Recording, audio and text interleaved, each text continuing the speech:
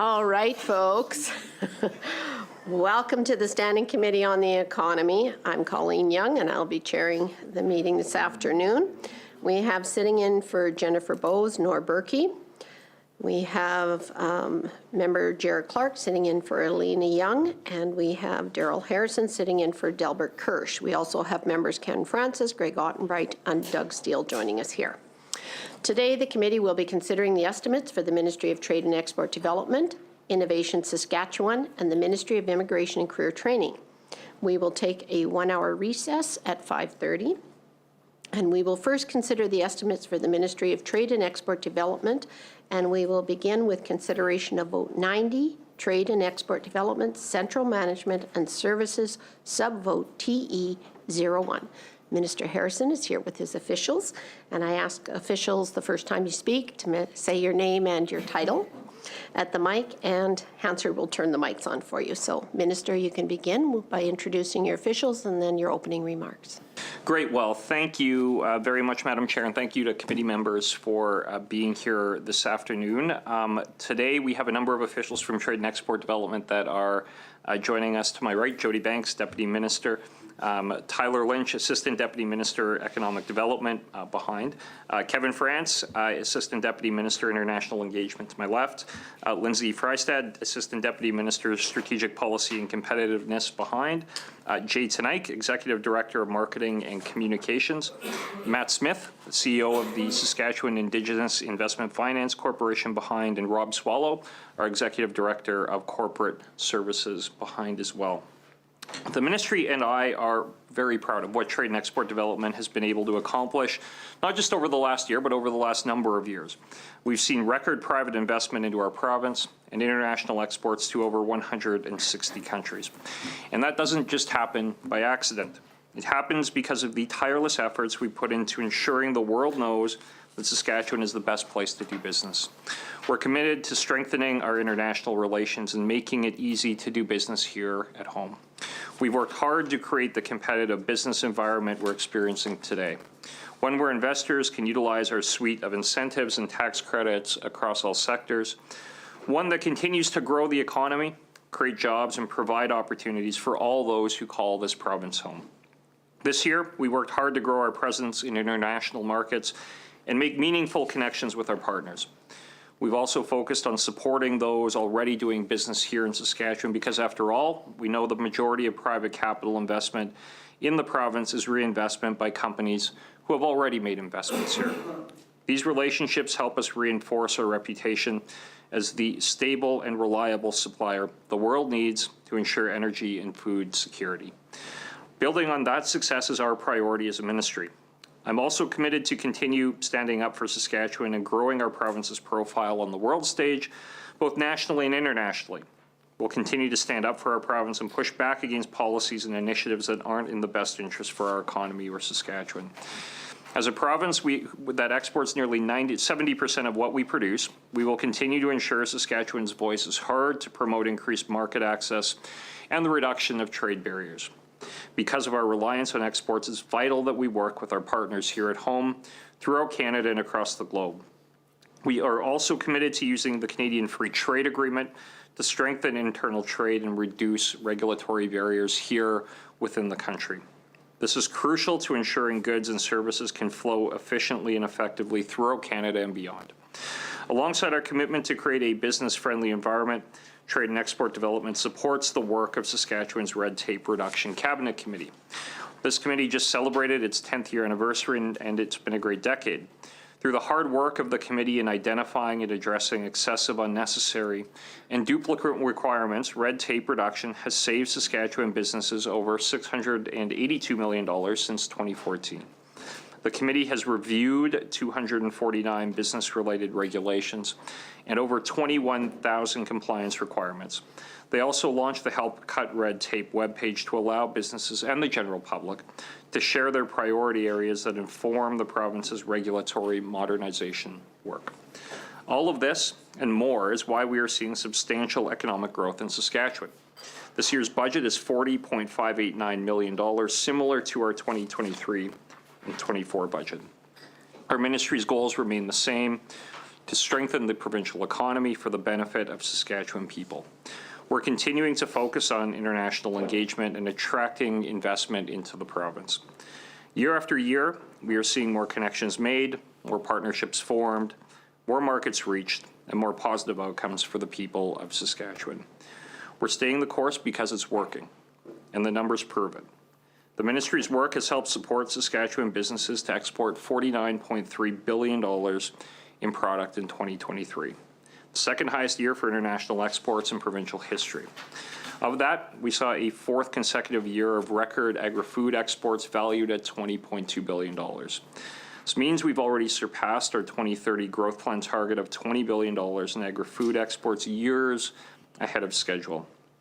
This milestone not only reflects the dedication of Saskatchewan farmers and producers, but the global demand for the high-quality, sustainably produced agricultural products they consistently deliver. It reinforces that Saskatchewan has the food, fuel, fertilizer, and critical minerals the world needs. And the demand for Saskatchewan products is growing. Saskatchewan's real gross domestic product GDP grew by a nation-leading 6% from 2021-22. The total dollar value of the province's 2022 GDP is $81.8 billion. The province's GDP is expected to grow by 1.4% in 2024, ranking second in the nation. It's forecasted to grow by another 3.1% in 2025, again ranking second in the nation, and then is expected to lead the nation in growth in 2026 with growth of 3.6%. Total capital investment in Saskatchewan last year increased nearly 26% to a total of $17.1 billion. And that puts Saskatchewan second in the nation for growth in capital investment in 2023.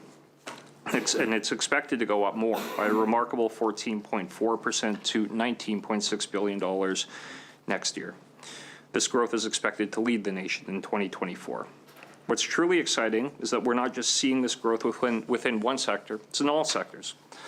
More than ever before, companies are deciding to invest in our province. For example, Nutrien continues to invest in the province to accelerate potash production capability to 18 million tons by 2025. Foran's $368 million McIlvenna Bay copper mine project is expected to produce an average of 34.5 million pounds of copper and 58.6 million pounds of zinc annually. Plus, it will be the world's first net zero copper mine. BHP approved a $6.5 billion investment for their Stage 2 of the Jansen Potash project, making its planned total investment in the project nearly $19 billion, the largest investment the company has ever made into a project.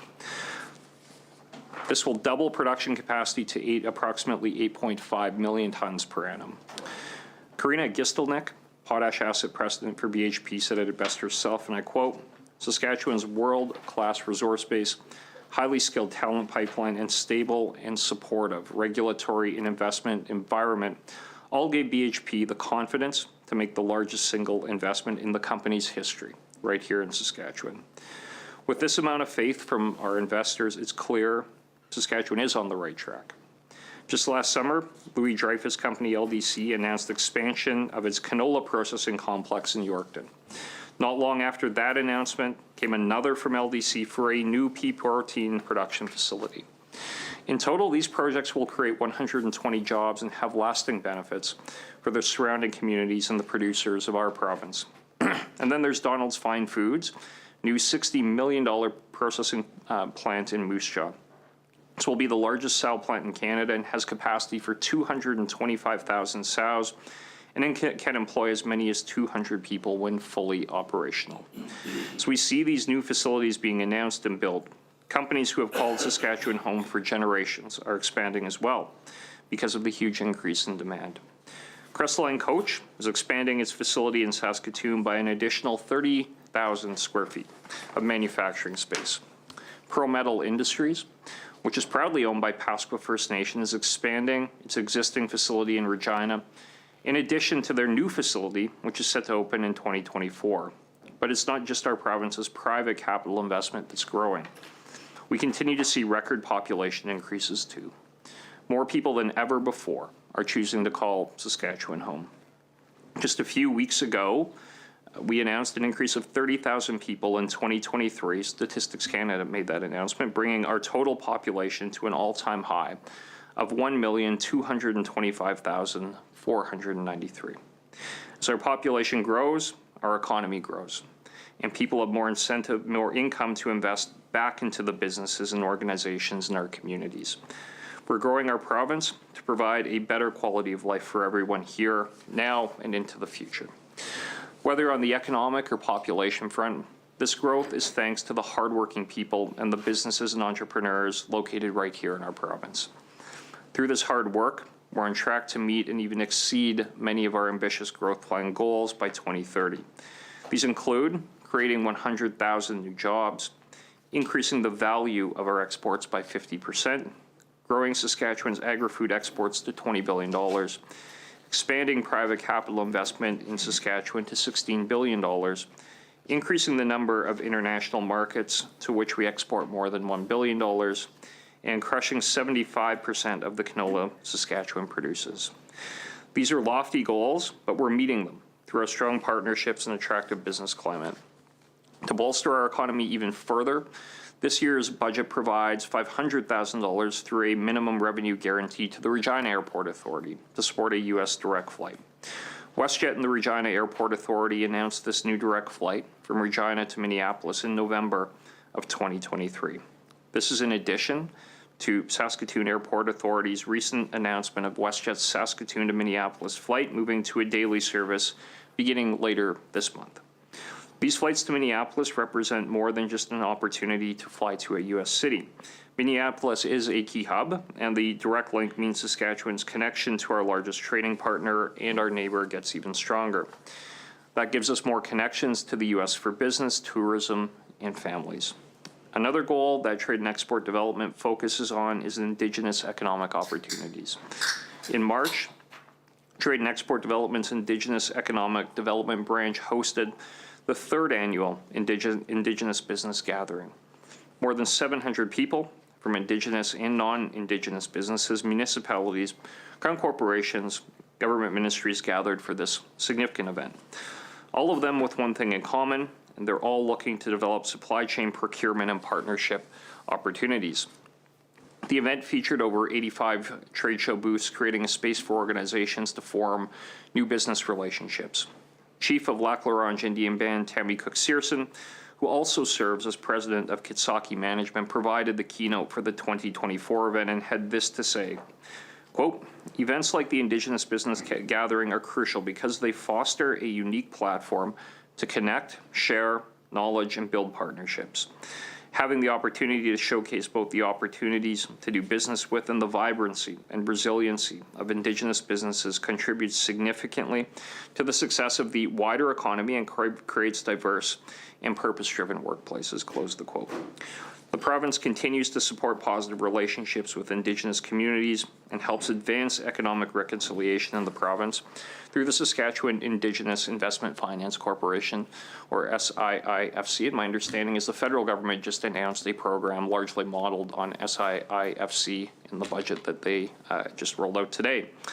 The Indigenous Investment Finance Corporation is proud to offer loan guarantees of at least $5 million to eligible Indigenous groups who are interested in being equity owners in natural resources, value-added agriculture, and related infrastructure projects throughout the province.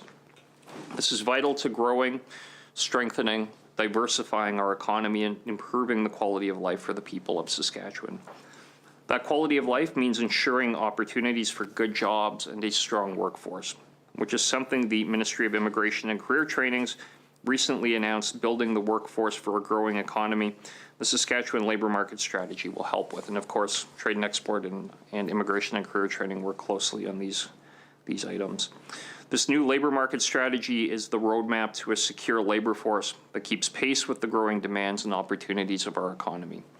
Through this strategy, we'll prepare Saskatchewan people for jobs, recognize skills in the province, and continue our international recruitment efforts. All this goes hand in hand with Trade and Export Development's new Securing the Next Decade of Growth, Saskatchewan's investment attraction strategy. We've already seen a great deal of success in attracting investment into the province, And with this new strategy, we're excited to do even more and attract even more investment. Our success over the last year comes because we fostered an environment with low tax and utility rates, an expanding focus on red tape reduction and regulatory modernization, client-focused service for current and prospective investors, a skilled workforce, and a network of 9 international trade and investment offices. All of this is what makes this up the Saskatchewan advantage, which puts us a step above the rest compared to other jurisdictions. It's part of our story. All of this and more is highlighted in the new strategy.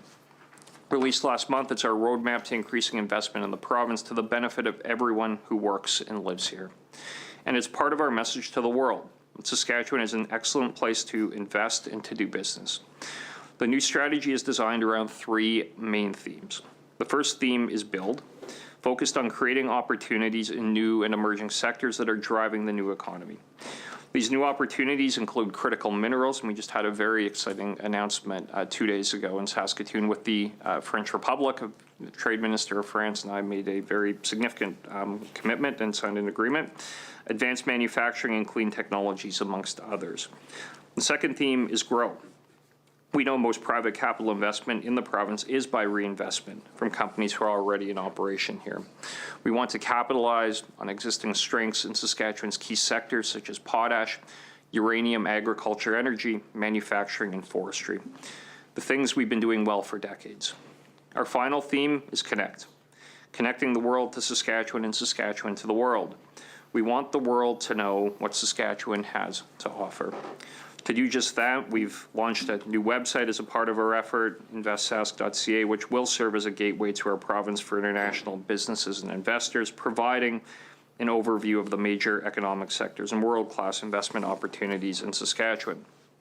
Whether it's trade missions abroad or welcoming delegations here at home, international engagement is a major driver in growing our economy.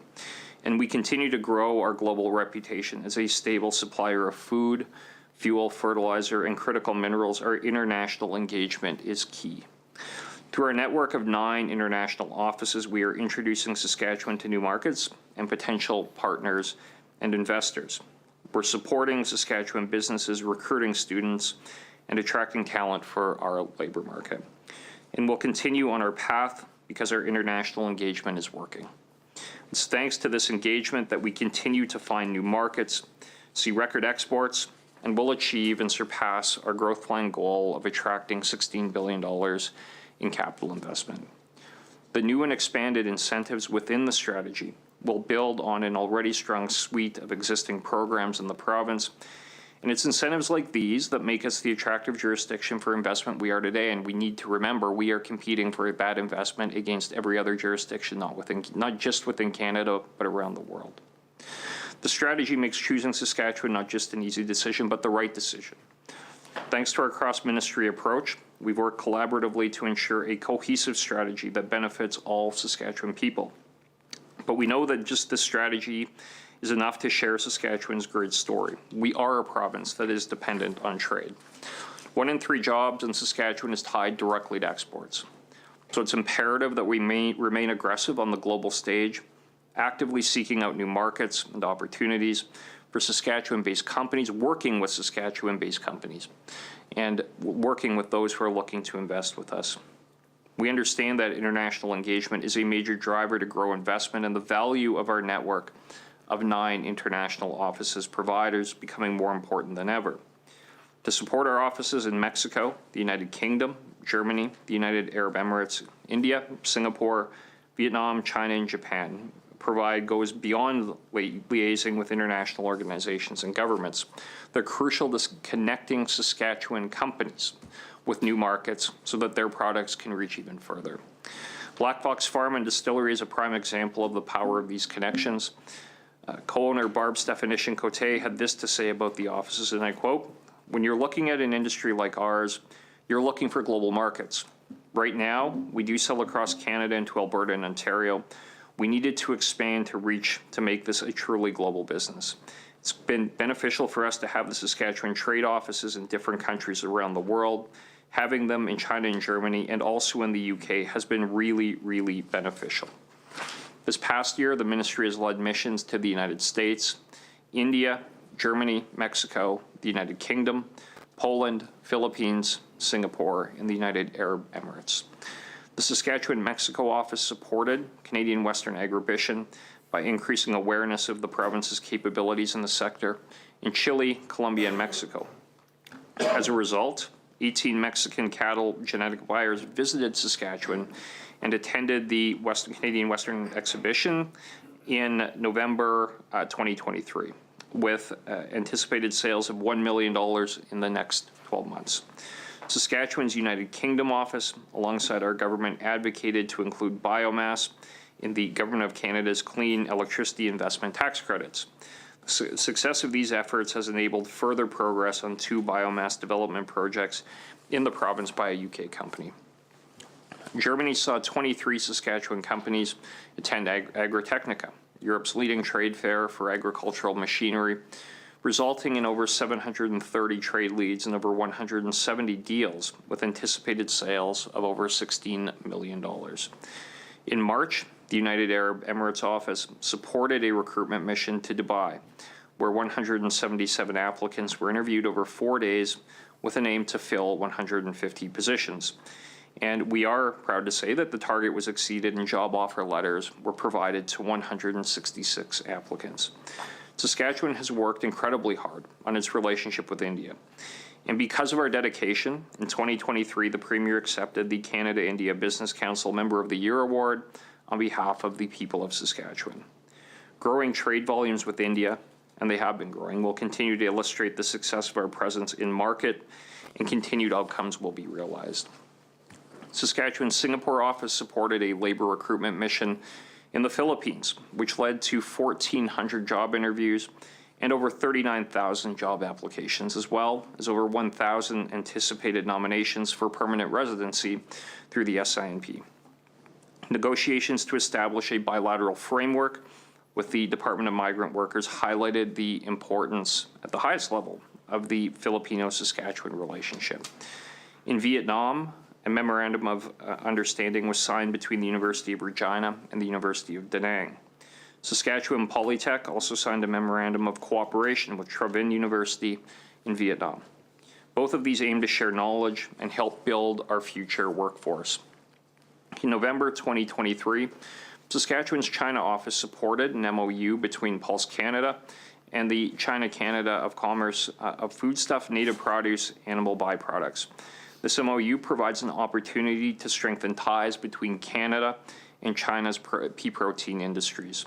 In October 2023, Saskatchewan's Japan office supported 7 Saskatchewan companies at the Health Ingredients Japan Trade Show in collaboration with Saskatchewan Trade and Export Partnership, which resulted in sales of $550,000. And those are some of just the most recent. Our international engagement took to new heights this past December by attending and hosting Saskatchewan's first ever pavilion at COP, enforcing our stance and commitment on sustainable economic development. Once there, Saskatchewan hosted over 50 panel discussions and events in the pavilion, highlighting our province's expertise and success in sustainability. And it is a story to be proud of. As a global leader in many sectors, it was our opportunity to share our story in clean energy and sustainable resource development. We spoke about how our carbon capture, utilization, and storage, enhanced oil recovery, and world-class uranium production are delivering the sustainable fuels that the world needs.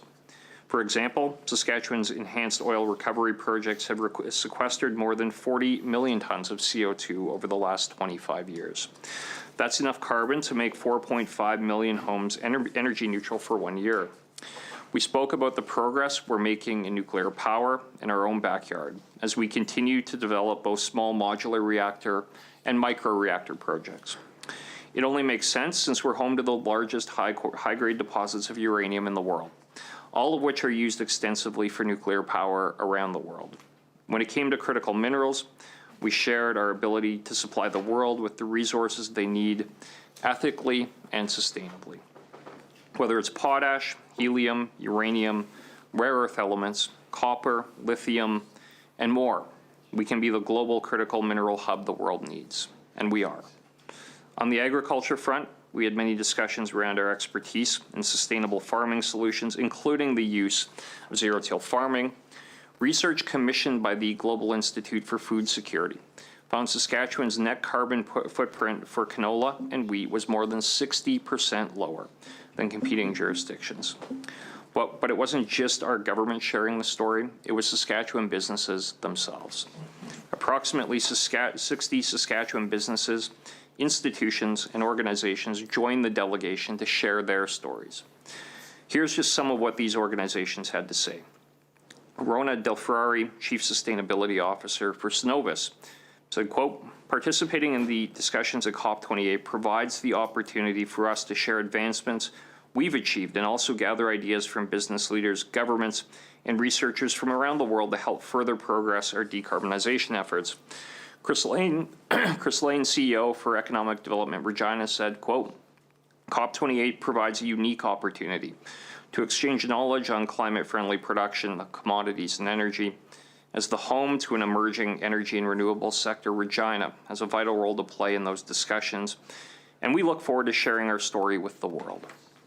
And Dr. Stephen Webb, CEO for Global Institute for Food Security in Saskatoon, said, quote, "COP28 provides one of the largest global platforms to discuss topics related to climate change, energy, and agriculture. And I'm excited at this opportunity for Saskatchewan to highlight some research and advancements we've made to enhance productivity and sustainable food security and to drive trade and exports." And there were plenty of outcomes from this mission as well, some of which include Westinghouse Electric Company and Emirates Nuclear Energy Corporation signing an MOU during COP28 to explore deployment of the eVinci microreactor in the United Arab Emirates. A letter of intent on clean energy to bolster research and development between the University of Regina, Petroleum Technology Research Center, and Khalifa University. Letter of intent on nuclear cooperation between the Saskatchewan Research Council and Khalifa University, and an MOU on energy innovation between the University of Regina, University of Saskatchewan, and Saskatchewan Polytechnic to begin collaboration on a new post-secondary institution called the Global Institute for Energy, Mines, and Society. And a major partnership on regenerative agriculture between the Government of Saskatchewan and Bayer to explore sustainable agriculture technologies with an ultimate goal of lowering GHGs in farming. But there's more to our international engagement than missions abroad. We're also showcasing our story right in our own backyard. In 2023-24, we welcomed 70 incoming diplomatic and commercial visits. Some to note include Emirates Nuclear Energy Corporation, the U.S. Ambassador to Canada, High Commissioner of India, who just was here a couple of weeks ago, the Ambassador of Vietnam, who was just here last week, I believe, 5 Nordic ambassadors, including Sweden, Finland, Iceland, Norway, and Denmark, who were also this was all very recent, and the Right Honourable Dame Maria Miller, as part of the United Kingdom Prime Minister's Trade Envoy to Canada. Whether diplomatic or commercial delegations, they all have one thing in common. They're interested in what Saskatchewan has to offer and interested in investing in our opportunities. And let me tell you, the opportunities are endless. Recent world events, including the continued war in Ukraine, the conflict in the Red Sea, the Gulf of Aden, and the attack on Israel, have all highlighted the global need for secure and stable and reliable food and energy production. More than ever, Saskatchewan can provide food and energy security safely, consistently, and sustainably. And it's only through sharing the province's incredible story and the Saskatchewan advantage that we will remain known as the best place to do business. We're committed to fostering a competitive business environment, offering a suite of incentives, tax credits that make our province one of the best places in the world to do business. And this is what we call growth and success for the people of the province. More exports, more investment means more jobs. For our people, a high standard of living and economic growth for the province. Through the Saskatchewan Advantage, we will create new opportunities, grow existing sectors, and connect the world to our province. This will allow us to continue building our economy and the bright future for Saskatchewan people. And with that, Madam Chair, I am happy to take questions. All right. Thank you, Minister. I'll note that Ms. Selena Young has joined us here, and I'll open the floor to questions from members. Thank you, Madam Chair. And thank you, Minister, for those opening comments, and to your officials for being present here today and all of the work that goes into business as usual for you every day, but also in preparing for these meetings. I know it's extensive, and I know there are many, many people behind you not here today. Several times in this past month, there's been discussions about the labor shortages currently facing Saskatchewan. And I'm wondering if you can describe for me the size of that labor shortage in the areas of the economy that are looking for additional staff.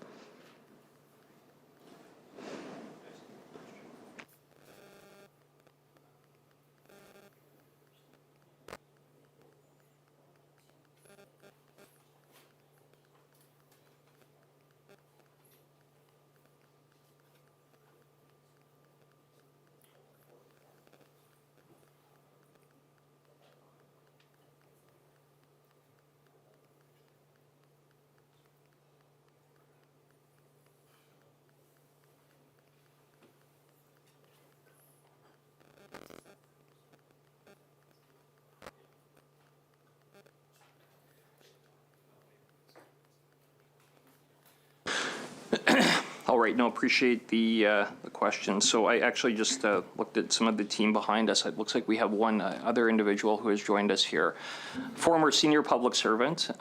So I'm not sure if he's going to provide some assistance, but my father has joined us as well. So he's a city councillor with the city of Meadow Lake, who's here as a part of the CMA convention. So. Sure, I'll be getting advice afterwards what I should have done differently. But anyway, appreciate the question. So with regard to labor shortages, one of the things we've been hearing consistently, and it's been a theme through our stakeholder organizations and our stakeholder outreach that we do very, very regularly, both through trade and export development and immigration and career training. And I think part of the answer to this question as well speaks to the very close working relationship, very symbiotic working relationship between trade and export development and immigration and career training. And, we both had the ministries have both had significant input into both the labor market strategy on the one hand and the investment attraction strategy on the other, because they really do go very closely together and really were designed all the way through to be complementary to each other. The labor market shortage, though, really being an issue that has been identified as likely the most acute challenge that a number of sectors, it's not every sector, but really the most acute challenge that a number of sectors are facing going forward, and really probably the most significant potential impediment to the growth trajectory that we are on in the province, based on really historic investment into a number of the different industries in the province. So these are good challenges to have. I'd rather be dealing with a labor market shortage because of the massive investment coming into the province than historically what had been some of the challenges the province had faced. But nonetheless, it's a real challenge. And because of that, we have worked, probably spent the last nearly 2 years working with our partners in the space, both on the investment attraction side, but on the labor market side as well, because they do go together, on what a really comprehensive labor market strategy will look like to make sure that employers like BHP are going to have the workforce that they need as they reach different milestones in construction and into production for these generationally large projects. So, really what the labor market strategy focuses on are 3 primary pillars. The first of which is making sure that Saskatchewan residents have first and every opportunity to take advantage of the economic opportunities that these investments and our economy are creating. So that really means record investments into things like apprenticeship training, for example. And, we'll talk about that a bit more in the immigration and career training estimates. But we've added just this year, I think nearly 700 seats, or over the course of the last 2 years, nearly 700 seats to our apprenticeship system. That are really focused in trades that we are going to see, based on very close collaboration with employers, shortages in going to the future if we weren't in a position to address them now. So, really both timing-wise and resource-wise, we are seeking to be responsive. So we put some very significant additional resources into the apprenticeship system, for example. Post-secondary institutions, and I would say, maybe just focusing on the two universities, are very, very highly attuned as well to making sure that programming is in place such that those who are going to be graduating are going to be at least having opportunities to have training in portfolios or in degrees that are going to see increases in demand within the province. So both Dr. Stoichev and Dr. Keshen have both been just very, very good to work with, and we've, really made a point. Obviously, Dr. Rosia at Sask Poly has just played a very close relationship as well. I mean, we've been around the, whether it be labor recruitment, whether it be international negotiation with other international institutions for a variety of things.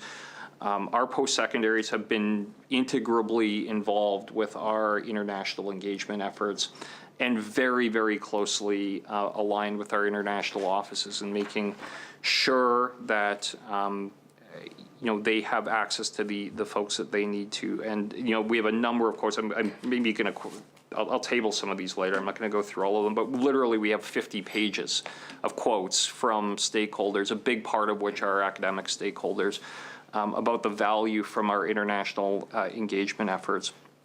So really kind of pillar one is around the training, making sure Saskatchewan residents have every opportunity to take advantage of the jobs that are being created. And I would say that's a significant part of the effort, if not the significant majority part of the effort. The other parts that are important, though, to address the labor market shortage, you would be seeing around now, I think members around the table and members of the public would see billboards that have gone up here in the last week or two around credential recognition. And really, we wanted it to be very straightforward. I wanted to literally say, you have a credential that you have earned from outside of Saskatchewan. You want that credential recognized, call us. And that's basically what the focus of the awareness campaign is about. So, that'll be on buses, that'll be bus stops, that will be on billboards. I'm sure online advertisements have been running for a bit longer now in that regard. And we've seen, because of that, a very, very large spike in interest on our credential recognition office, which we set up as a part of the labor market strategy. It's the very first one in Canada. We're the only jurisdiction in the country that actually has a dedicated branch and a dedicated office designed entirely to work with newcomers, to have credentials that were obtained from outside of Saskatchewan recognized in Saskatchewan. And that means working directly with our regulators, which we are committed to doing. And we had put in place the legal framework for that a couple of years ago with the Labor Mobility and Fair Registration Practices Act that created the legal framework for government to work with regulators to make sure that we had the most streamlined system we possibly could in place to have credentials recognized from outside of the country. And I would say our regulators have been very good to work with on a lot of this. I would say almost all of our regulators have been deeply responsive, understanding that there is a challenge, and working with our credential recognition office to make sure that the framework exists for credentials to be recognized as seamlessly and streamlined as possible. So the difference, though, is that we will directly work with proponents and provide really a pathfinding service within not just government, but also within the regulatory world to have those credentials recognized. So you'll see those advertisements around the country or around the province. I strongly suspect you're going to see this model emulated around Canada. Most provinces in Canada now have directly copied our labor market credential, our labor mobility legislation, literally cut and pasted our labor market mobility legislation, which is good because I think it's a net positive for the country. So that is around the credential recognition piece. The third part of it is working with our employers who are still, despite efforts on the training within Canada, and also on the credential upskilling or recognition piece through that part, is around international recruitment. And we have really pushed hard on an expansion to our provincial nominee program, and have built the program really from being a very, very small, 17 years ago, to now being really responsible for nearly 80% of our international immigration. The most significant component of international immigration through a PMP, probably anywhere in Canada. There'd be a couple that would be close or within that general area. Most provinces rely more heavily on federal immigration streams, but as a proportion of the overall number of newcomers, we're right at the very top of that through our SIMP program.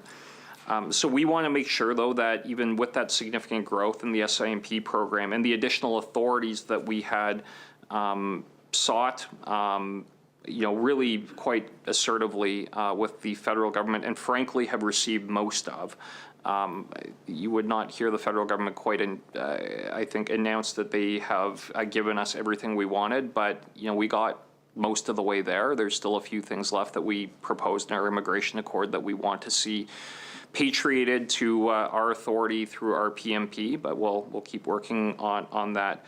But really what it has enabled us to do is work directly with our employers who have really quite specific labor market challenges, job challenges, labor shortages, to internationally recruit.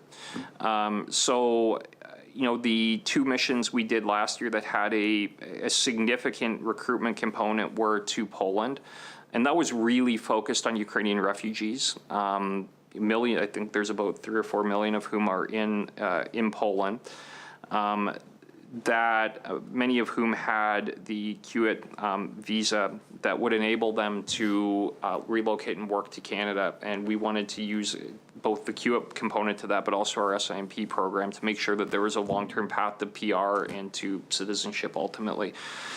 That was very successful. I mean, we recruited hundreds of folks through that mission. Important to remember, these are really employer-driven as well. So we have companies who are saying we're going to hire a set number of welders, or we're looking to hire a set number of mechanics, or in that case, we had airline pilots, which they were successful in recruiting for.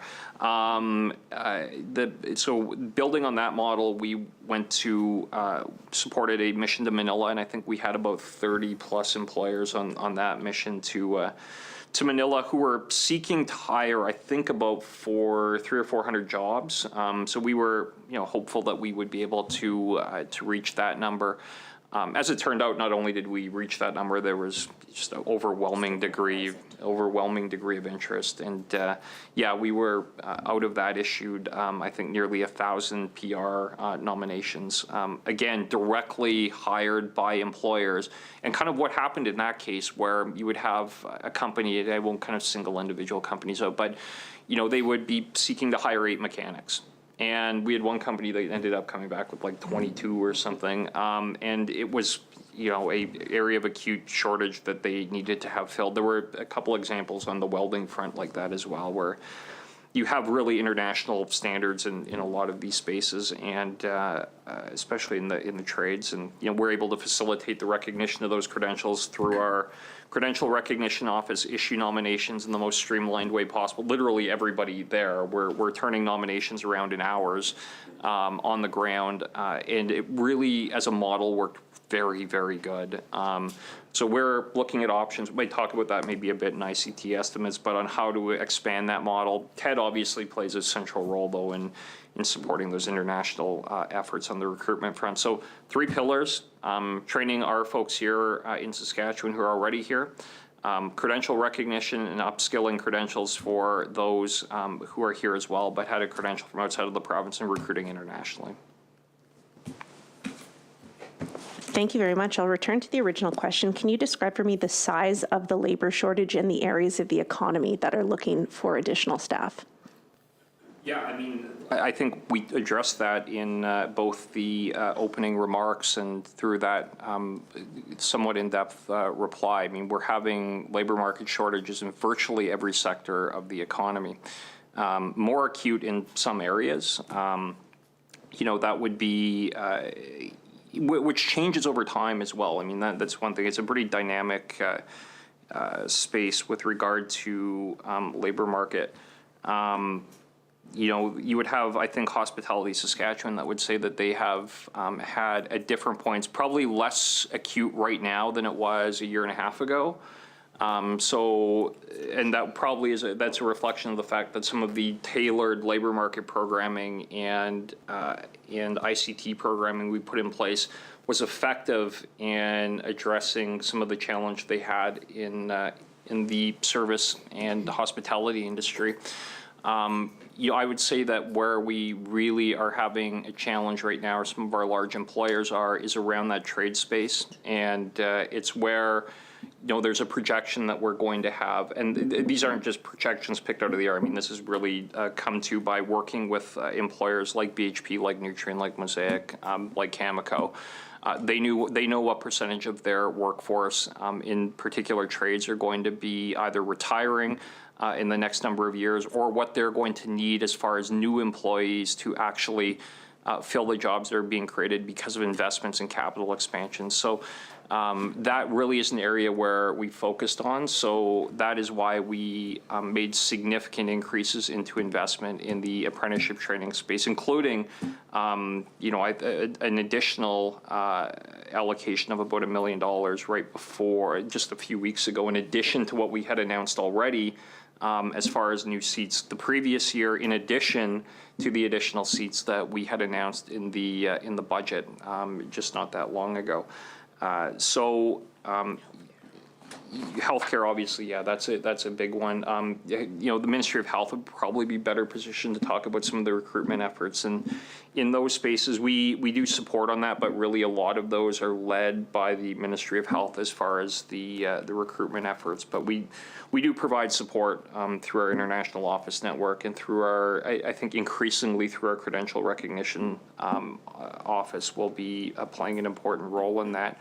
But in that healthcare space, it's an interesting example, actually, because it was a big part of the discussion that we've had with the Department of Migrant Workers, for example, in the Philippines, where because of really, I think, quite a unique relationship that we have established with the government of the Philippines, there has been a significant effort on the part of a number of their different agencies and universities and government is to design training programs in their healthcare system such that they are really congruent with what would be required to have a credential easily recognized within the Saskatchewan system.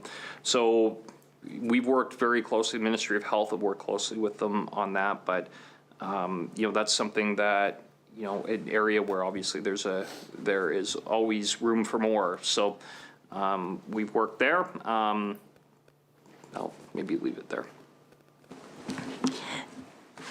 Thank you again. I'm looking for numbers. So what the size of the labor market shortage is that your ministry has identified, and the sectors of the economy specifically that are looking for additional staff, and what the numbers associated with those are. I think I've addressed that, Madam Chair. Respectfully, Minister, I've heard you talk about apprenticeships. Generally, I've heard you talk about healthcare. Generally indicating those questions should go to the Ministry of Health, and I heard you mention hospitality. So what I'm hearing is you're not able or willing to provide numbers associated with specific sectors of the economy that are experiencing labor market shortages. This would be better put to the immigration and career training officials, so we'll have that perhaps in a more detailed fashion at the next meeting.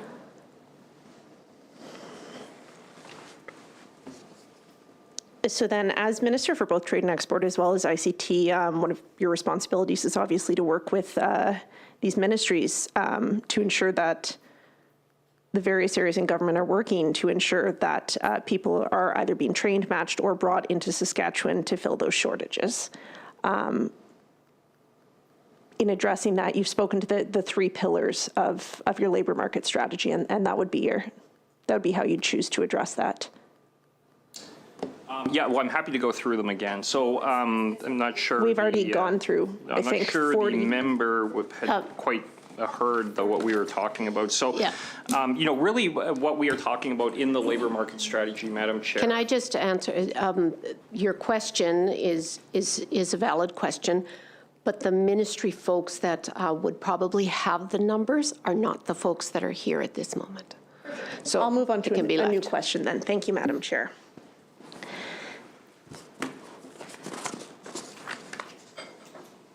So maybe I'll ask a couple specific questions and go back to labor market. So for SIIFC, that budget remains $75 million. Is that accurate? The allocation through the Indigenous Investment Finance Corporation is $75 million. That's right. Perfect. And you indicated there's a federal program being modeled on that, which is great to hear. And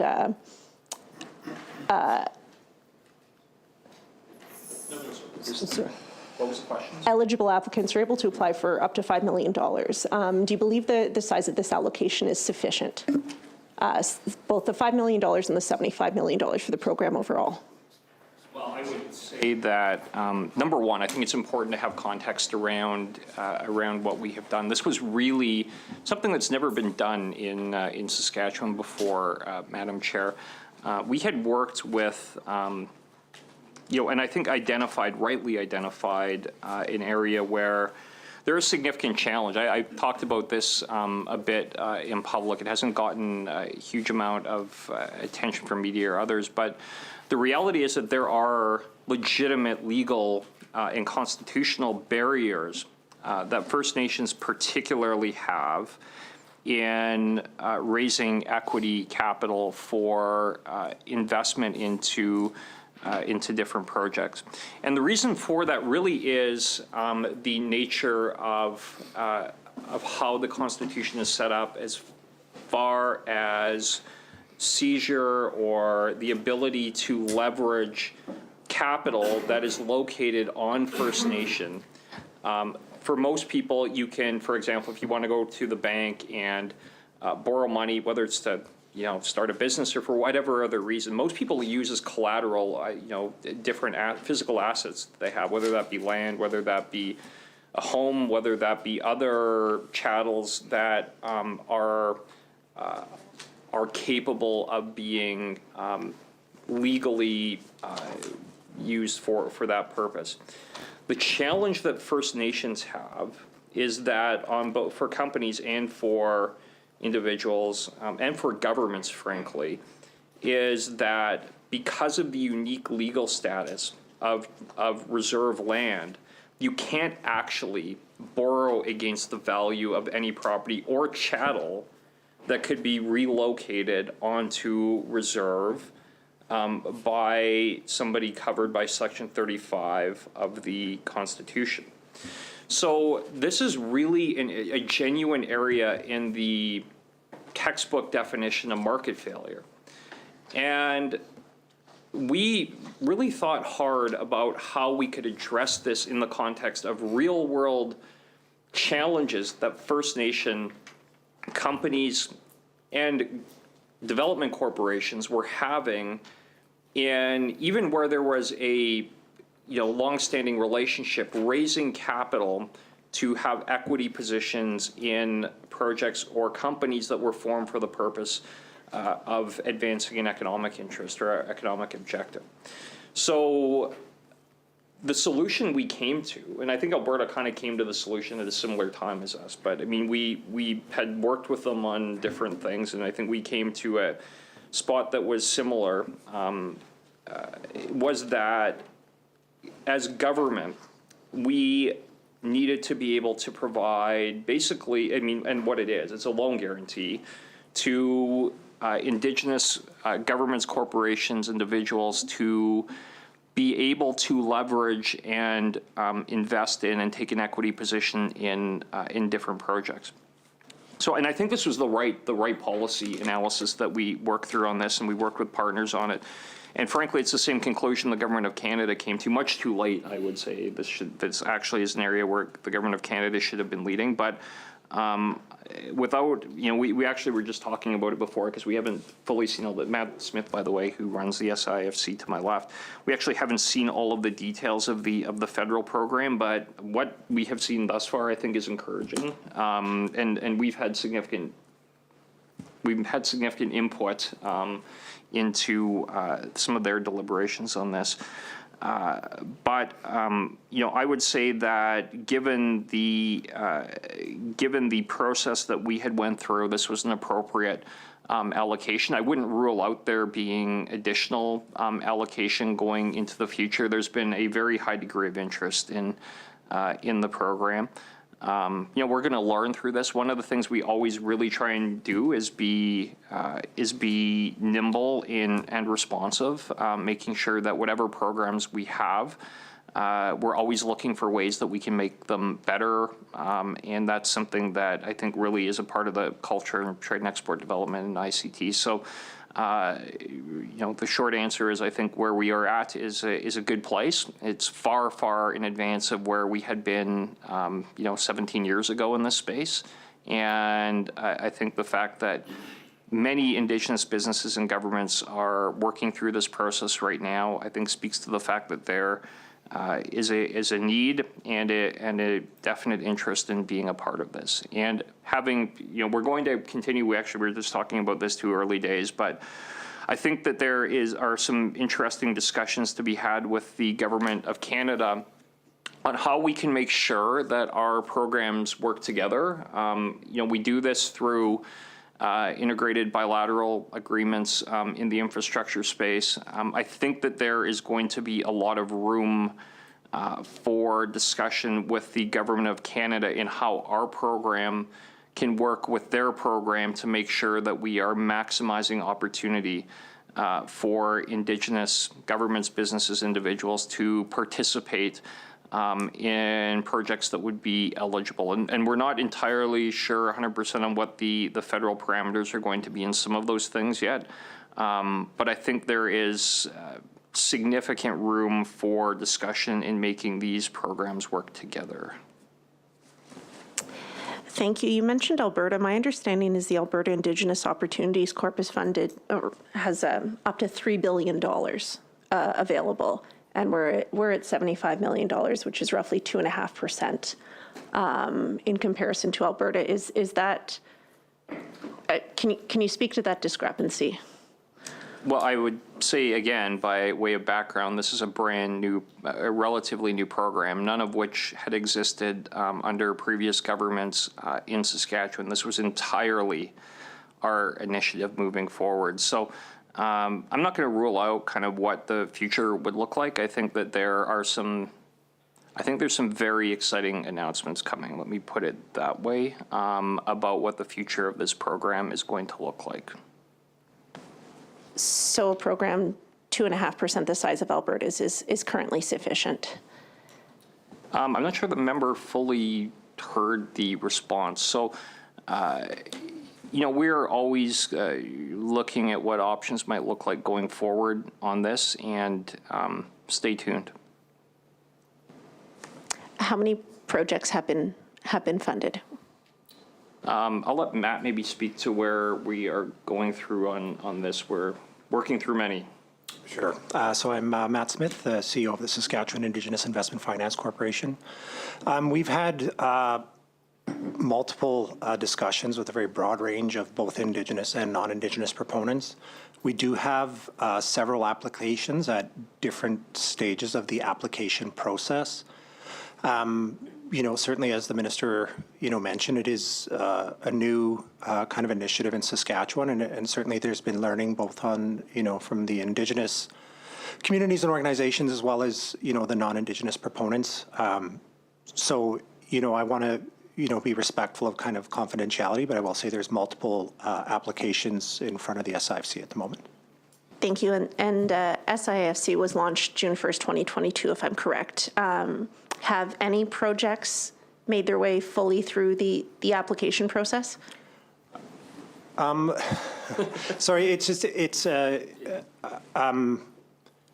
So what I would say in response to that is the application process has a number of phases. So there's an initial application, a pre-application phase where, after that pre-application is submitted, the SIFC will, determine if the applicant's eligible, if the sector's eligible, if the amount is eligible, and whatnot. And then from that it moves into a full application whereby the external consultants the SIFC utilizes is brought in to conduct some of that additional analysis, and then it's put before the board. So I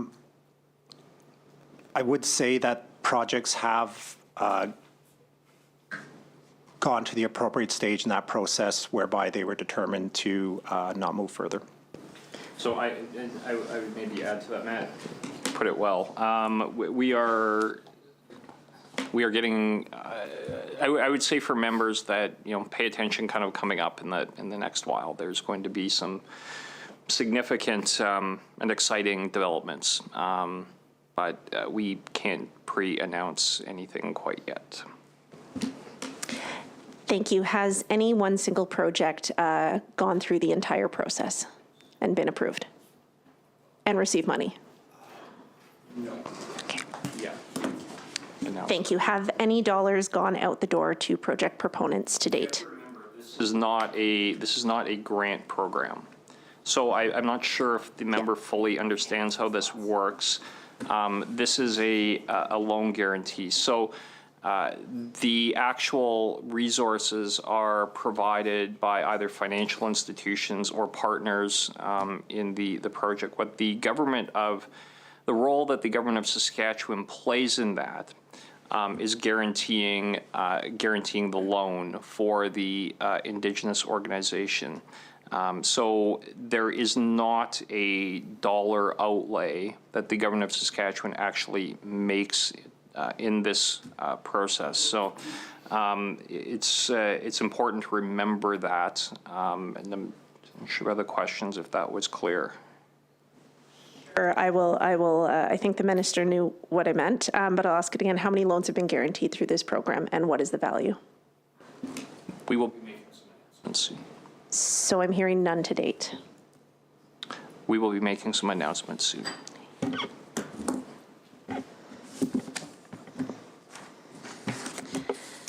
I'd like to talk about, the minister indicated, spoke to in his opening remarks, Government of Saskatchewan's travel to COP. Are all of the reported travel costs inclusive?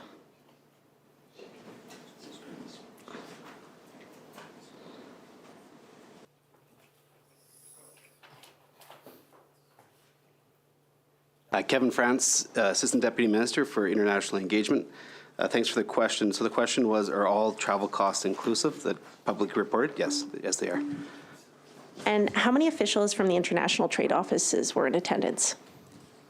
At COP28, we had, sorry, can you repeat the question? International office staff, is that what you said? Yeah. We had 4 MDs, managing directors, in attendance. Okay. Thank you. And would their travel costs be included in that universal travel cost that you addressed in your first response? Or are their travel costs like tied essentially to the offices? Yeah, what we report is the mission costs, not universal travel costs. And so there are costs tied to offices that include travel within regions, travel to events and so on, as well as travel back home. Okay, so the travel of the mission directors would not be included in that universal number for the mission to COP. So again, universal number being the publicly reported mission costs. No, it's not. Okay, thank you. Do you have a figure associated with that travel for the MDs?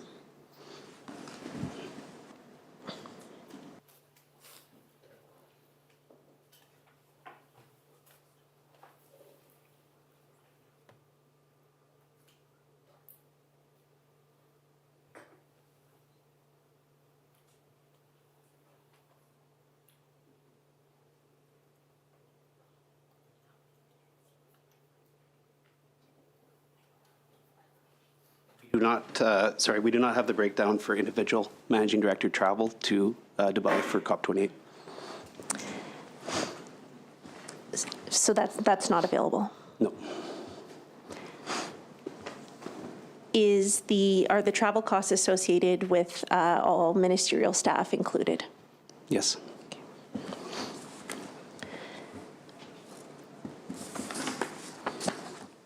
Going back to the MDs for a second, the total cost associated with the MDs in those offices, is that consistent with what was reported in last year's public accounts? It's the same, excuse me, same amount, yep. So my understanding is, and forgive me if I am mistaken on this, that some of them did start halfway through fiscal. So do you have a total dollar value associated with that? Can you expand on your question? What are you asking for? So I'm asking for the total costs associated with the MDs in each of the offices. Yeah. If it's, because some of them started halfway through last fiscal, the number in last year's public accounts would not be inclusive of the full year-over-year cost. So I'm looking for a dollar value associated with that year. And so your question is relative to the public accounts salaries? Is that what you're asking? Inclusive. I'm not sure what would be included in there. If it's salaries, if there's living allowances, if there's travel allowances associated with that. I assume you take my meaning. Thank you.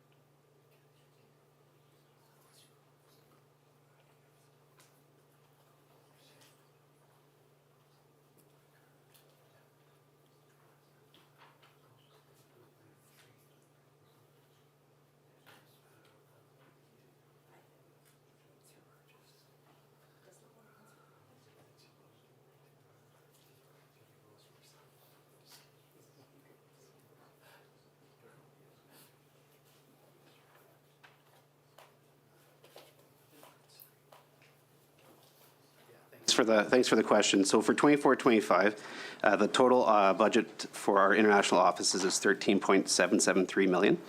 And what I'll do is I'll go through the total cost per office. And what's included in the total cost per office is both our Canadian-based salary, so our managing director's salary, as well as our common services agreement with Global Affairs Canada, and then our locally engaged staff, their salaries, as well as their common services agreement through Global Affairs Canada. And so for China office, it's going to be 878,000. For India, 994,000. Japan, 1.279. Singapore, 1,237,000. Mexico, 1,057,000. UAE, 1,293,000. Excuse me. Vietnam, 935,000. UK, 1.291, and Germany, 1.358. For a total of 13,773. Thank you very much for that. And you referenced salaries specifically. Is that inclusive of all human resource costs associated with those MDs? Like, there wouldn't be additional living allowances, or I'm not sure what else would be considered for those folks working internationally. That number is inclusive? Yeah, so there's the salary plus the common services agreement with Global Affairs Canada. Inclusive in the salaries would be, again, it's some of the relocation, travel, those type of things, home. We do allow for a home visit once a year, so it does include some of those, yeah. Okay. Thank you. So what I'm hearing is those figures provided do cover off the total costs associated. That's correct. Great. Thank you. In a similar fashion, like office by office, are you able to advise me how many government staff and how many contractors work in each of the offices? Yeah, so again, our 9 international offices, we have a managing director, which is a Canadian-based staff hired through our Public Service Commission, as well as 2 locally engaged staff. Those are through Global Affairs Canada, staffed through Global Affairs Canada, so essentially they're Canadian staff, and through our common services agreement with the federal government includes the salaries for those 2 staff. So. Okay, great, thank you. Do you have a breakdown of the goods and services expenses budgeted in each office for, I suppose, the categories of salaries, travel, supplies, equipment rental, consulting? So what's budgeted? Yep. Yeah. And so, actually, I'll make sure I have the right document in front of me. Thank you.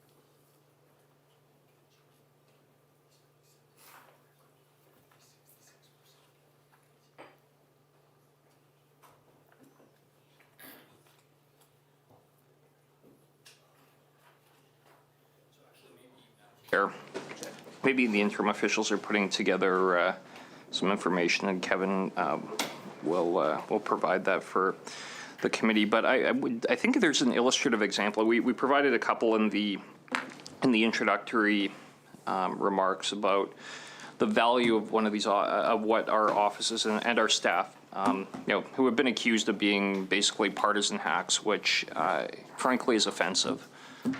Professional public servants who have done a remarkable job in representing this province around the world. But here's one example of why we need to be in countries, particularly our important trading partners, representing our interests. And I appreciate the work that is done by our Trade Commissioner Service and by our diplomatic personnel in different areas around the country. But the reality is that for a lot of missions, Global Affairs Canada missions, their priorities are not Saskatchewan priorities. And that's just a fact. It's a reality. If we are not there representing our interests, they're not going to get represented. And one of the examples of that was the mission that we undertook to Vietnam last year. That was in January, Jody, that we were in December last year that we were in Vietnam, and we had recently opened our international office there. Han Nguyen, who is our MD, done a great job. Was just actually, I saw him yesterday, actually. He's in country right now. Done a great job. So we had a number of meetings with some of their large companies there. One of their very large importers, buyers, an important CEO in their system, who also was a member of parliament in their system and a part of the governing party. The first thing he raised when we sat down, he's like, well, we'd like to source more of your ag commodities, and particularly in that case it was wheat. And the reason being that they were concerned about the reliance that they had on Russian production. That was actually the issue. Vietnam was highly reliant on supply from Russia. They were understandably very concerned about the long-term sustainability and reliability of that supply chain, and they wanted to diversify the sources from which they would purchase wheat. So they wanted to buy more from our suppliers, as it turns out. So anyway, this was raised, and we had a discussion around it. And he, the CEO of the company, very large company, and he raised the issue. He's like, we're not really sure why Canada is prioritizing blueberry exports and really using that as a lever in a bilateral discussion about Canadian wheat exports. And it's kind of like, well, we weren't really quite entirely sure, and Jody was there as well, and Rochelle was there. So we weren't entirely sure what that meant. So next meeting we had was with the Minister of Agriculture in Vietnam, or actually it was Minister of Trade was the next meeting. And very similar discussion where Minister of Trade just directly raised these. We do not understand, given our determination to move in the direction of diversifying wheat imports from Canada, but really from Saskatchewan is where that's where our companies that we're working with were. Why Canada won't resolve this, and there was a phytosanitary issue on wheat exports. We don't understand. We want to buy more of your stuff, but Canada is leveraging blueberry exports, basically saying, unless you buy our blueberries, we're unprepared to resolve the wheat issue. Obviously frustrating, and we had a good discussion about what a path might look like on that. The next meeting was with the Ag Minister, who raised the exact same issue, and finally we just said, look, we are going to make sure that we are working with Canada, and this is going to be the #1 issue to be resolved. Because we were at $0 in wheat exports that year. That was 2022. And as it turns out, we would not have known the reason why there was an unwillingness on the part of Canada to resolve the bilateral wheat export issue unless we had been on the ground, where, as it turns out, the Liberal government had given direction that they were to leverage Western Canadian wheat exports valued at hundreds of millions of dollars for $150,000 of blueberries from Prince Edward Island, where, lo and behold, the Liberal agriculture minister's riding is. So this issue was resolved in relatively short order. We had some very positive discussions in following up. As you would have seen just last week, the ambassador from Vietnam to Canada was here talking about the 1,000% increase in wheat exports from Saskatchewan to Vietnam that are going to be worth this year over $200 million.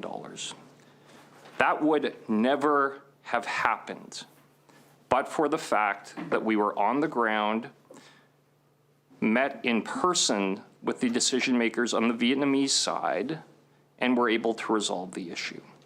It would never have happened, because Canada would still be taking the position that unless there was $150,000 of blueberry exports from Prince Edward Island in the minister's riding, it was not to be resolved.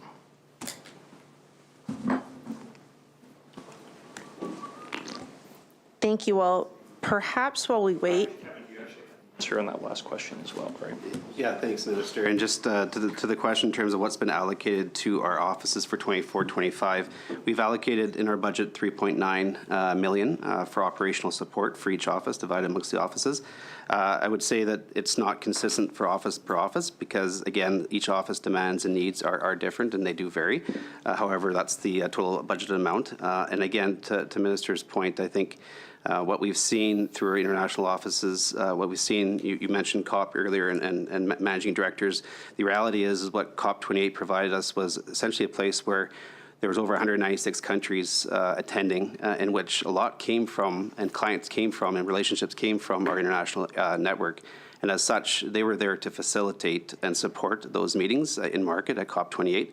And again, I hope there's more questions about COP28 because there's a tremendous amount of success and important, not just meetings and outcomes and presentations, but really in terms of meaningful impact back here at home. For example, we were able to meet with UAE leadership, many investment companies, as well as senior dignitaries. For example, Dr. Tani, who's the economy minister for the UAE, who's expressed interest in Saskatchewan, not just in terms of relationships, but really about investment. And we have shared investment opportunities over $1.7 billion with UA leadership, in which that is starting to facilitate actually meetings and really conserve focus in terms of what those investments are, and really hopefully leading to that investments back here at home. And so when you asked about MDs in market, I think it's important to note that they were there to support both the relationships they have from whether it's Japan or the other offices in market, to ensure that the story and the messaging that we were doing around COP28, that they were there to hear it and meet with the clients and the companies that came from Saskatchewan to participate in COP28. So. Yeah, and maybe I'll just. Was about the breakdown of goods and services expenses budgeted for each office in salaries, travel, supplies, equipment, consulting, and other expenses. And for the consulting category specifically, I'd like to ask for a list of the specific contracts and services being provided by the contractor that's being budgeted for. Maybe I'm sure that there'll be officials who are doing some work on that, but maybe just to follow up a little bit on the United Arab Emirates as another example, a case study. A jurisdiction where we've worked hard to build relationships at the political and decision-making level in that market, and it's a market where it's interesting, where there's not necessarily a large domestic consumer population in the United Arab Emirates, but what there is a significant secondary export market through the infrastructure that exists in the UAE to move products from Saskatchewan into other parts of the world. So a lot of the actual export value that you will see that will be allocated to basically a final destination actually is facilitated through the United Arab Emirates and through ports like Jebel Ali, where a lot of our commodities, particularly canola, a lot of our canola exports that are accounted for in the exports to other jurisdictions are actually routed through the UAE, which is not showing up necessarily as a UAE export market. But what it means, though, is having the political relationships and business relationships really is an opportunity to facilitate a very significant potential increase in the amount of exports. So. Dr. Tawney, who's their economy minister, we've had the opportunity to meet and discuss different elements with a number of times. Particularly as it there's a whole number of areas, but I'll just kind of single out one of them, which is around the nuclear file. So the United Arab Emirates are in the process right now of constructing a number of reactors. The first one just went live in the last year, I think even less than that, in the last 6 months or so. But they have a significant nuclear program and are looking to expand that even further. They have to buy the uranium from somewhere. And there are a number of options around the world that we are in competition with for sourcing that uranium commodity. We've worked, and I can tell you, we probably weren't on the radar for where they would be sourcing uranium for even 3 or 4 years ago. Because of the work that we have done with our partners and our companies here in this province, directly with the decision makers in the UAE, we have made very significant progress as to where that uranium in the long term will be sourced from. And, we're not making any announcements. They're not mine to make. But, again, these are things that are resulting in very real economic opportunity and jobs in northern Saskatchewan. And very real and significant investment in northern Saskatchewan. So that discussion would not be happening but for the fact that we were directly engaging with the decision makers in a very personal way. And our office in the United Arab Emirates has been a big part of how we've facilitated that discussion. In fact, the Emirati Electric Company they were here last summer, and we toured them through the facilities in the mine sites in northern Saskatchewan. Well, we didn't. One of our companies did. And not my announcements to make, but I think we're going to see some pretty positive outcomes. So, again, that would not have happened but for the fact that we have international offices. And I frankly think, the position of the opposition of shutting down all of our international offices, and let's be clear what these questions are about. They're trying to make the case that somehow the $1 million a year we spend on international offices is completely wasted and it's all for political hacks and blah, blah, blah. I mean, this is utter nonsense. And frankly, it's offensive to me as minister that our public servants would be accused of this. But, drive-by smears, that's what they do. So the reality is that we are creating hundreds of millions of dollars of economic activity for our producers, whether they be in the ag sector, whether they be in the mining sector. These are jobs that are being created here in this province because of the work that our dedicated public servants are undertaking around the world every single day. And work that would not be done by the Trudeau-Singh government, whose priority is absolutely not advancing the Western Canadian and Saskatchewan agriculture, energy, and mining sectors. I can guarantee you of that. So we're going to keep doing it, regardless as to the criticism, unfounded criticism from those across the way. We're going to keep doing it because it results in benefit, jobs, investment from around the world that creates a better life for our people here in Saskatchewan.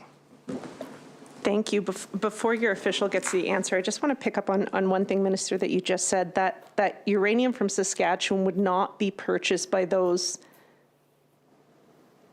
international buyers without the trade office in the UAE. I just want to make sure I understood you correctly. Like, the only reason people in the UAE are purchasing uranium from Saskatchewan is not because of Cameco, who accounts for almost 20% of the world's uranium projections, the second largest uranium company in the world. It's because of the trade offices. I just want to make sure I got that.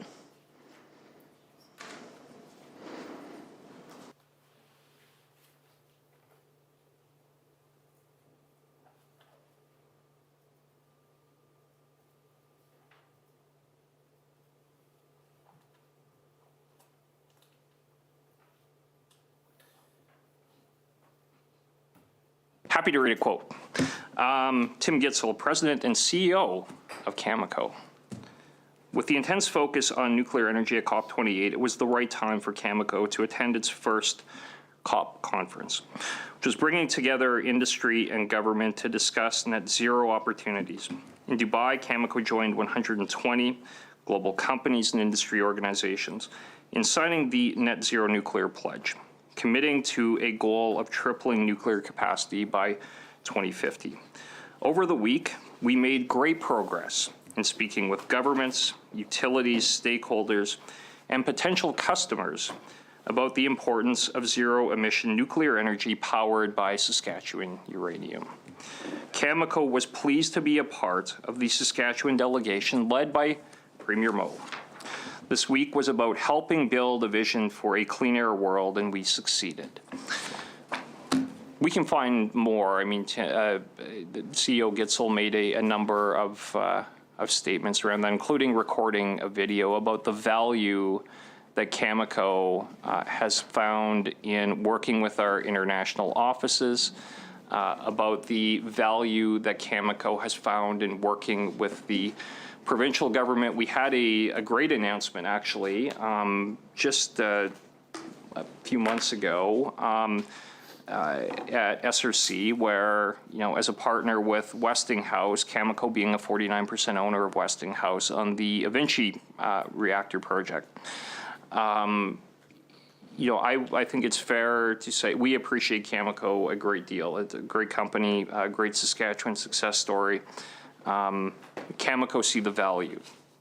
Cameco sees the value of our international office network and the very, very close working relationship that Cameco has with the government of Saskatchewan, Trade and Export Development, with SRC. We are partners in this, and we work as partners in this because, again, this results in very real benefits for the people of the province. And I'll leave it there. Yeah, great company, great leader, Mr. Gitzel. Remarkable things happening there. Recognizing the time, perhaps I will look to get the answer to my questions later through the committee if it's unavailable today, Madam Chair. Is that acceptable? Do you have the numbers available? Yeah, I can speak. Okay. Thank you. Yeah, I can speak to the numbers that was asked. In terms of, again, the total amount of 13.77 that's been allocated through our budget for international offices. You asked about contracts and consultants. Now that money is going towards contracts and consultants. In fact, the money goes towards, again, our Canadian-based staff, our managing directors, our common services agreement with Global Affairs Canada. It's important to note within that common services agreement, it includes HR management services, information IT services, program delivery support, property and material services, security services, and transportation services. As well, in that budget includes our locally engaged staff, our salary for those locally engaged staff, the common services agreement tied to those staff as well. And then, again, to your question earlier in terms of resources for activities in market. Great, thank you. And earlier you cited the figure of $3.9 million.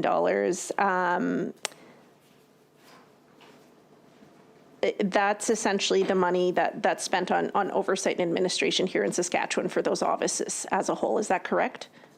No. No. That 3.9 is operational for the offices. Okay. Yep. And so then of looking at vote 90 of the $19,271,000,000, how much of that is being spent essentially like here in Saskatchewan for oversight and administration, and how much is being spent the offices?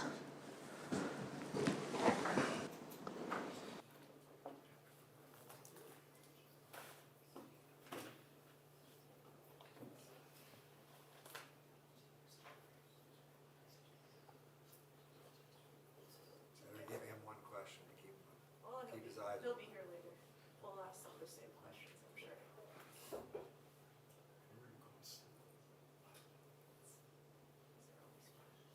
I don't know why I bothered to prepare so many questions. I get through like 7.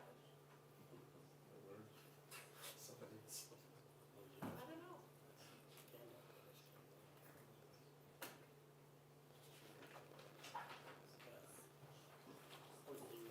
We're at what? 90 minutes. Seems longer if it makes you feel any better. Yeah. You'll be thrilled, Ken, of the 90 minutes I've spoken for 3 of them. Kinda nice, isn't it? I was just saying, It's good for us too, yeah. that was the joke, right?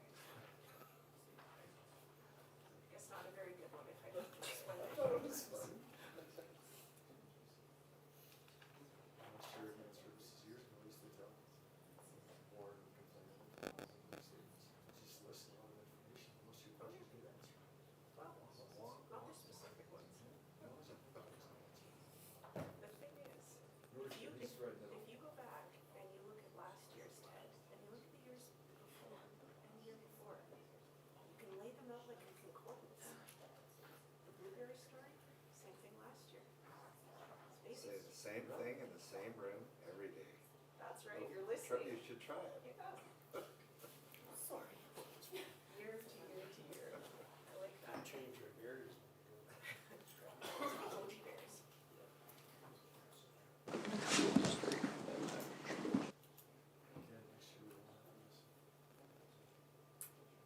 Maybe they need it.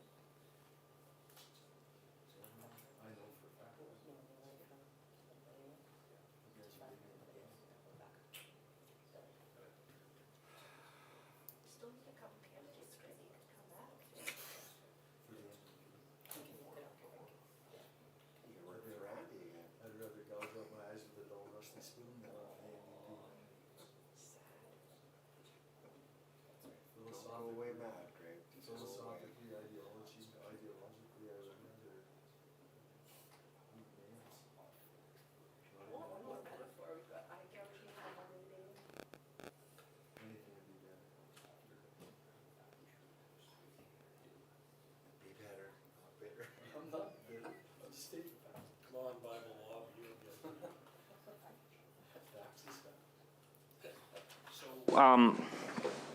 Officials are kind of getting that together. So one of the, there was a mention of India earlier. One of the markets, again, where we have really worked hard and where our international staff have really worked hard at building relationships. But I would say that, as senior officials and elected, we have put a significant emphasis on the Indian market. And the reason we have done that, I mean, this is one of the fastest growing economies in the world, largest country in the world, 1.4 billion people in India, and historically a trade partner with potential but never really realized potential. And I think that you would find across Canada a view that generally that's been the case. Any given year, and it kind of depends on the year, but all of Canada's trade with India is really a story of Saskatchewan's trade with India, because we range annually between 30 and 50% of Canada's entire exports actually come from Saskatchewan. So the economic relationship is really one that is our economic relationship with India, and we have really felt it important that we have a political relationship that is commensurate with that economic relationship, especially considering the catastrophe that the political relationship between Justin Trudeau, the Trudeau-Singh government has had with India. So when Trudeau first formed government, our pea lentil exports to India it varied annually a little bit, but it would be $400 to $500 million annually, as a part of a overall $1 billion plus trade relationship with India. Folks might remember Justin Trudeau's dress-up tour of India, his really embarrassment of the Indian government that resulted in a significant economic impact. What happened in the immediate aftermath of that, and it wasn't just the dress-up tour, there was a lot more that went into it than that, but we ended up with the Indian government making a decision to put a tariff onto Canadian pea and lentil imports that really made it economically impossible for there to be exports from Canada, which meant exports from Saskatchewan. So we went from $500 million, we went from $1 billion overall to 500 to 0. Thank you, Justin Trudeau. So what did we do? We engaged. We worked very hard as a subnational with support, with Prime Minister Harper, frankly, who has unparalleled relationships with probably anybody in the country, political relationships, to rebuild that relationship and make the case for Saskatchewan. And I think more broadly for Canada about why pea and lentil exports from Saskatchewan were making sense for India.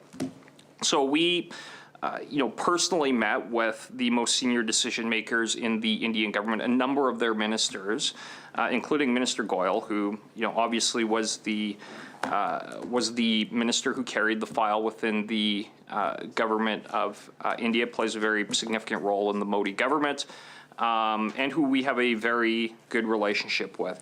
We made the case, and Minister Goyal committed to doing a review, and lo and behold, India took the tariff off, which resulted in hundreds of millions of dollars of pea and lentil exports in the very following year because of that. Again, the benefit of having these relationships, what happened with Justin Trudeau's accusations against the Modi government, unproven allegations, there have yet to be any arrests. I have seen nothing substantive that has come beyond the announcement that the Prime Minister made. I can guarantee you we would have, but for the relationship we have independently with India, seen, again, tariffs that would have appeared on our pea and lentil exports, which are worth hundreds of millions of dollars a year, and they did not. And in fact, we have the Indian High Commissioner visiting Saskatchewan and talking about the very positive relationship with this jurisdiction. This is why we do this. Thank you. If the minister is unable or unwilling to provide an answer to my question about vote 9 subvote for in the budget. I'll move on. Looking at, Yeah, yeah. An answer for you. Yeah, our headquarters budget for operational support is $1 million. thank you. I'd like to ask a question or two about the minimum revenue guarantee provided to WestJet as part of the agreement to establish a regular flight from Saskatoon to Minneapolis. Of the $2.2 million budgeted per year for 3 years, please correct me if I'm wrong, I understood that that first year expired as of April 1. How much of that minimum revenue guarantee was spent, and what was, another way of asking, how much was left at the end of the year?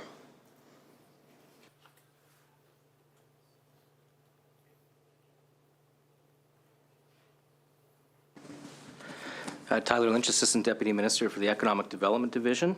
The flight in general, especially for being first year of the flight, was very successful. I think the Saskatoon Airport Authority and WestJet as well were quite happy with the flight. Often these, when it's a new flight, it takes some time to grow capacity, but the results, particularly in the summer, were really strong, to the point that WestJet is now offering that flight on a daily service rather than 3 times a week as it is currently. For the MRG, to date, just over half of the MRG total was spent in this past fiscal year. Are you associated with that? Yeah, and the Assistant Deputy Minister Lynch will get that number. But maybe by way of context, I think it's important to understand the origin and genesis of our partnership with both the Saskatoon Airport Authority and Regina Airport Authority. I think, folks who are in the province are well aware that, during that COVID time period, international flights were essentially curtailed, and there was a lot of pullback on existing routes, even once you had a return to somewhat larger scale air travel, but the effects are still obviously being felt by airlines. There were also significant changes that were made within the regulatory environment, both in the United States and elsewhere, but where it was really impactful was for airlines that, American Airlines particularly, that given the changes in flight hours and pilot requirements, were put in a position to have to make decisions about even profitable routes or existing routes, or in the context of COVID, routes that were not profitable, how, given the limited resources or more limited resources that they had because of the FAA rule changes, they were going to make changes in schedules and flights. And what it resulted in is flights into Canada, not just here, but across the country, being canceled by airlines like Delta and United. So, and it was not because the flights were not successful or any considerations of that nature. It was really around resource allocation issues owing to regulatory changes. So what it meant, though, was in this province, the existing flights that we had to U.S. hub cities were no longer there. This being a significant issue for our business community, obviously, our outfitting sector, I think even more specifically, which was very dependent on direct air access from cities like Minneapolis, to the point where the industry really would be in jeopardy of no longer existing, but for action that would reestablish those connections. So, we worked with our airport authorities, who also, had a significant desire to have connections into U.S. hub cities. Looked at different options, looked at different models that were used by jurisdictions elsewhere, and really, I think, jointly came to a conclusion that the MRG model was going to be a viable one for both the Saskatoon Airport and the Regina Airport in order to reestablish that international hub connection. So, they did the negotiation. I mean, we let them know we would be partners in this, but really this was incumbent on both of the airport authorities individually to work, seek out, and negotiate arrangements with partners to get to a point where that international connection would continue to exist with the U.S. hub cities. So the upshot of that were the announcements that were made with the Saskatoon Airport Authority and the Regina Airport Authority to partner with WestJet, and the relationship really on that front is with the airport authorities and the airline, not a direct relationship with government. But we have a direct relationship with the airport authorities with an agreement as far as potential quantums to that they were able to negotiate agreements with, in addition to their own resources. This is not just government resources that are being utilized. The cities are a part of this, and the airport authorities utilize their own resources as well. So what this has resulted in is that we have direct air access from Saskatchewan to Minneapolis, which would otherwise not be the case if the NDP were in government and decided to cancel this, which they clearly would. MRG payment for the last fiscal year is 1.2 million of the 2.2. Thank you very much. And the agreement between the government and the Saskatoon Airport Authority stipulates that, and I'll quote, funding being provided under this agreement will be used to attract new daily direct flights from Saskatoon to Minneapolis, and the SAA will waive terminal and landing fees for the duration of this agreement. The minimum revenue guarantee can also be used for retaining existing direct daily U.S. flights if necessary, period. You spoke about how this is now moving to daily service. Is that daily service also covered under this agreement and could apply to the MRG? Yes, so the MRG value stays the same of $2.2 million a year. The agreement between the airport authority and government doesn't change, but for the summer flight schedule, WestJet has increased that to daily flights. Thank you. And can you confirm for me which subvote contains the funding for both the Saskatoon Airport Authority agreement with WestJet and I believe there's at least been an announcement for the Regina Airport Authority, and I'm looking also to establish how much money there is and in which subvote.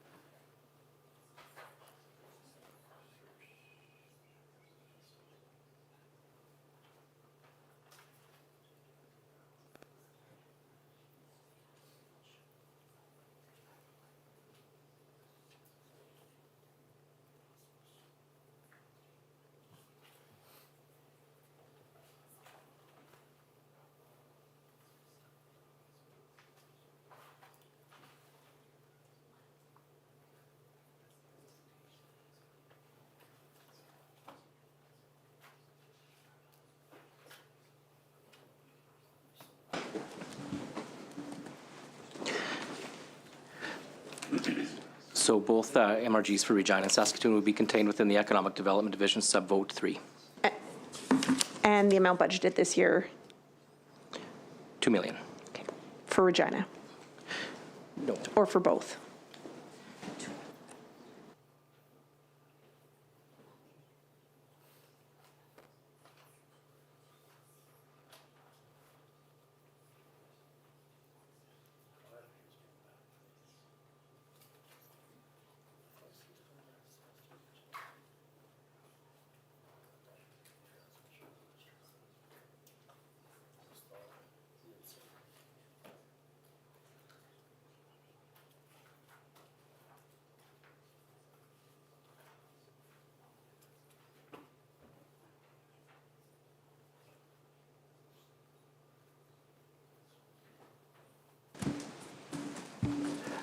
So the total MRG budget is $2.7 million for both airports, both Saskatoon and Regina Airport Authorities.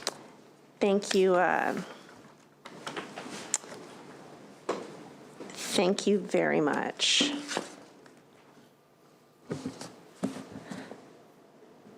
Looking at the time, I had hoped to ask some questions about critical mineral development as an economic objective for Saskatchewan, as well as some further questions about international trade and travel.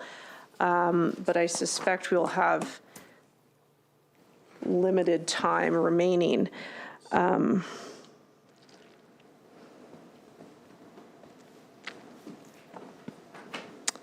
So on the question of critical mineral development, did the government or ministry conduct an economic analysis of the economic opportunities associated with the development of critical minerals in Saskatchewan? If yes, I'd love to know more about it. And if the answer is no, then I'm curious. I'd be interested in some explanation around the investments of money made if there's no clear, if the minister is unable to be specific about the dollar value potential of this opportunity here in Saskatchewan. Thanks, Madam Chair. This is an opportunity that's worth hundreds of millions of dollars for the province of Saskatchewan. It's really an exciting area as well. So, I mean, it's important to remember too. I mean, critical minerals are encompass by the Government of Canada's definition 31 separate elements. Of those 31, 23 are existent in Saskatchewan. So we have an incredible opportunity in this province to be a critical mineral mining and processing hub. And by way of direction on that, we have really worked to put in place the policy environment such that this opportunity can be realized through investment, whether that be by companies who are already here in this province, or it be by companies that are looking to make new investments into the critical mineral space. NextGen is an example of that in uranium, which is obviously one of the critical minerals that we have in such healthy abundance here in Saskatchewan. So to that end, as a part of our investment attraction strategy, we put in place 2 new incentives that are going to work and really are quite congruent to incentives that exist in the oil sector, particularly the oil and gas processing incentive. And one of the other incentives that we have modeled that on is the OGPI and SPI. Oh yeah, and SPI, petroleum investment incentives. So those have been really expanded into that critical mineral space, such that, and they've been successful in the oil space to incentivize investment into critical minerals. In addition to that, in the midstream rare earth space, so of those critical minerals, there are a number of different rare earth elements that comprise critical minerals. We have made a very significant investment through the Saskatchewan Research Council into a vertically integrated midstream processing capacity. And the reason that we have done that is because we really do see an opportunity and a competitive advantage that we have in Saskatchewan, in that rare earth processing space, to make this province the hub, given all of our competitive advantages. That includes workforce, that includes deep experience in the space.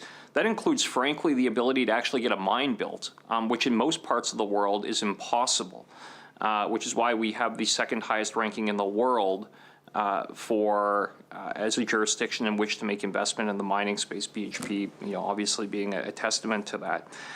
So all of these advantages that we have as a jurisdiction really made sense for us to create policy frameworks to incentivize investment into critical minerals more broadly, but into rare earths. And this is one space where SRC really has been leading North America in.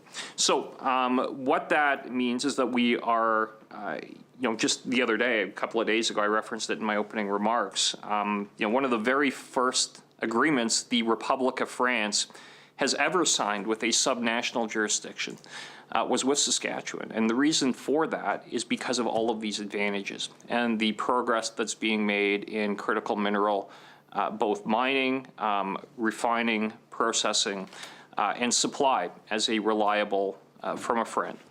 Lithium is an area where I think we have, very real opportunity. I mean, it's been ridiculed by the opposition as an opportunity, but it's a very real opportunity in lithium.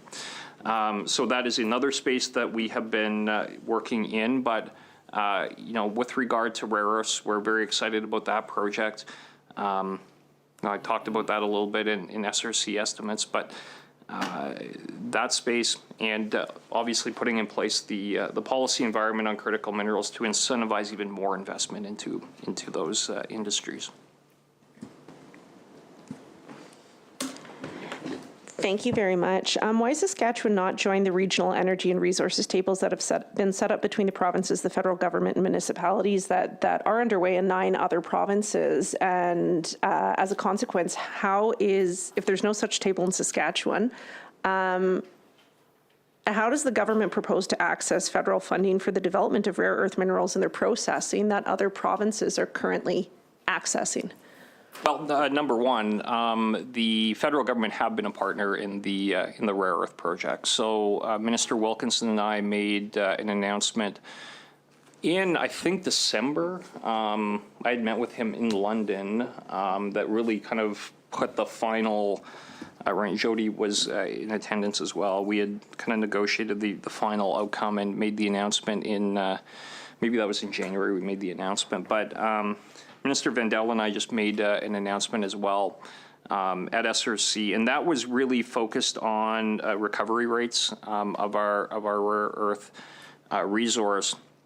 So, the federal government have been a part of this. Minister Champagne and I have worked through a whole different number of elements on this particular project as well, and we talked about that publicly. Actually, Minister Champagne and Minister Duncan and I did a roundtable or a fireside chat, I forget what it was, at the South Chamber of Commerce not that long ago, and really talked about the deep relationship we had on that particular project. So as far as accessing federal funding on the rare earth project, on the reactor development projects, I would say that significant progress has been made. I'm not sure regional table is has nothing to do with that. So we'll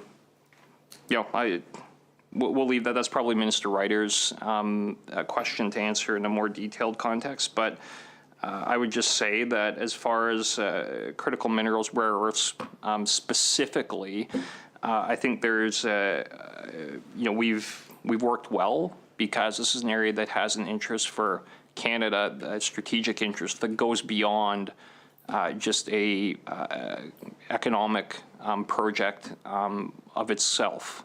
There is a strategic significance to being a rare earth supplier for our allies around the world.